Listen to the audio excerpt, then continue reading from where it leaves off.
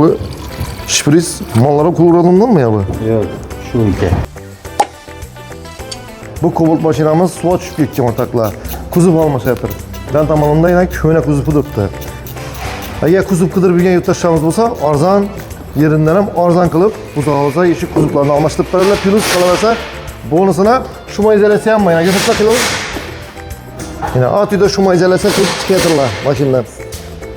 İçlaridan yuzatib ichlarni. Qa, Mardonbek, jo'ra nima ishlar qilamiz bu yerda endi? Bir yurtdoshlarga ma'lumot beraylik. Bu yerda shu kuzov qo'yamiz. Shuma izolyatsiya, motor ходовой remont, avtoelektrik, gaz uстановка etib beramiz. Ishqilib, mashina nov kerak bo'ladiganimizga xizmat, shu yerda xizmat ko'rsatasizlar, polностью. Xorazm avtosavdo avtosalondan mashina sotib oladigan bo'lsangizlar, gaz uстановка qildirsangizlar, garantiyasi o'chib ketmaydi, shuning o'zida uстановкасын ham qilib berasizlar, to'g'rimi?